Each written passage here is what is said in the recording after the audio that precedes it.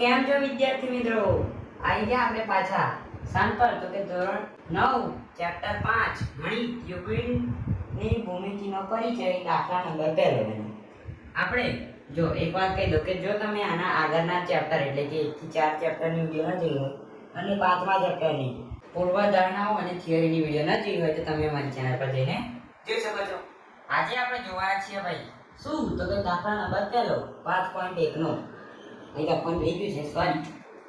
લખી દઈએ સ્વાધ્યાય 5.1.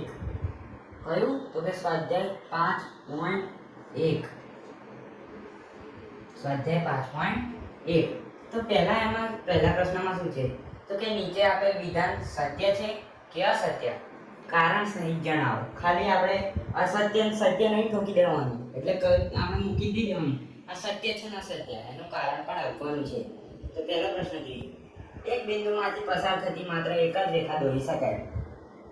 હવે આ પ્રશ્ન મેં તમને કહ્યું હતું કે આ 5મું ચેપ્ટર જે છે એના દાખલા ગણવા માટે તમારે પૂર્વધારણાઓ અને થિયરી જોવી પડશે. એની વિડીયો જે વિદ્યાર્થીઓએ જોઈ હશે એમને જ ખબર પડશે, ને નહીં ખબર પડતી હોય જેણે ના જોયું હોય એને તો અહીંયા ધ્યાન આપશે તો અહીંયા પણ ખબર પડી જશે. તો અહીંયા શું છે? તો કે એક બિંદુમાંથી પસાર થતી માત્ર એક જ રેખા દોરી શકાય. તો પહેલા તો આપણે એક બિંદુ અહીંયા કર્યું છે, તો અહીંયા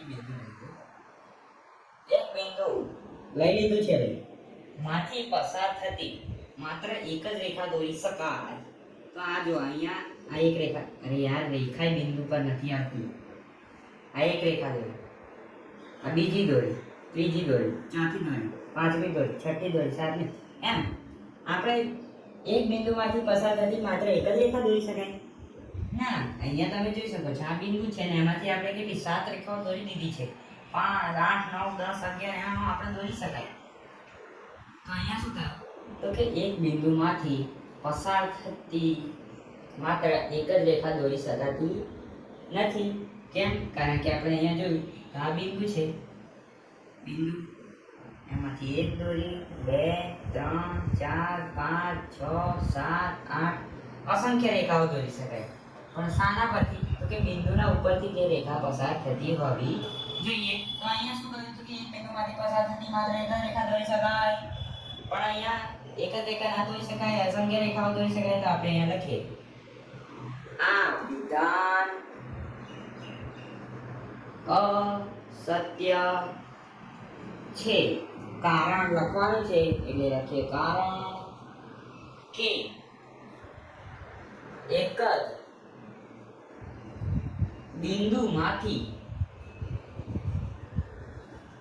પસાર થતી અસંખ્ય ભાઈ લખાને રૂપું અસંખ્ય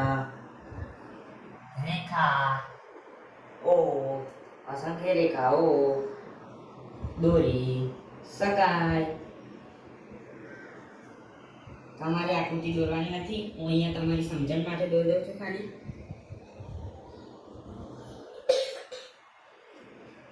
આ તો બિંદુ જેટલું મોટું દોરવું પડે અહીંયા આપણે. તો આ મેં તમારા સમજણ માટે દોરી છે, તમારે આકૃતિ દોરવાની નથી. આ વિધાન અસત્ય છે. કેમ? તો કે એક જ બિંદુમાંથી પસાર થતી આપણે અસંખ્ય રેખાઓ દોરી શકીએ. કારણ લખી દીધું છે આપણે, ઓ દોરી શકાય. આ રે આકૃતિ. પછી શું છે? તો કે બે બિંદુઓમાંથી પસાર થતી અસંખ્ય રેખા દોરી શકાય. હવે આ જો આ લોકો આ ઊંધું કરીને આપી દીધું આપણને. અહીંયા શું કહ્યું છે કે બે બિંદુઓમાંથી, તો આપણે એક બીજું બિંદુ લઈએ, પહેલા લઈએ એક બિંદુ, પછી બીજું બિંદુ માંથી પસાર થતી અસંખ્ય રેખાઓ દોરી શકાય. તો આપણે રેખા દોરીએ તો એમાંથી હજુ બીજી એક ઉપર આની ઉપર દોરાય ના દોરાય. તો આ વિધાન કેવું છે? તો કે આ વિધાન પણ અસત્ય છે. તો અહીંયા આપણે શું લખવાનું? તો કે આ વિધાન અસત્ય છે કારણ કે બે બિંદુઓમાંથી પસાર થતી માત્ર એક જ રેખા દોરી શકાય. તો અહીંયા આપણે લખીએ બે બિંદુઓમાંથી પસાર થતી માત્ર એક જ રેખા દોરી શકાય. તો અહીંયા આપણે શું લખવાનું હતું?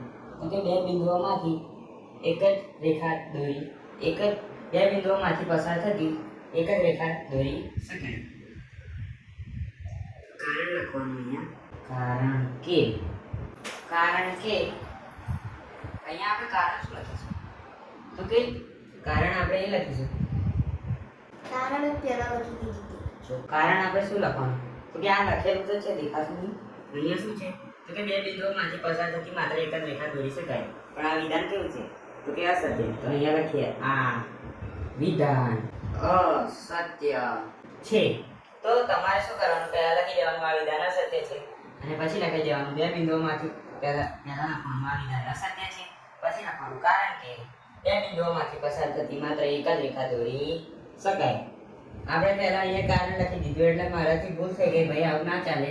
તમારે શું લખવાનું નોટમાં? તો કે આ વિધાન અસત્ય છે કારણ કે બે બિંદુઓમાંથી પસાર થતી માત્ર એક જ રેખા દોરી શકાય.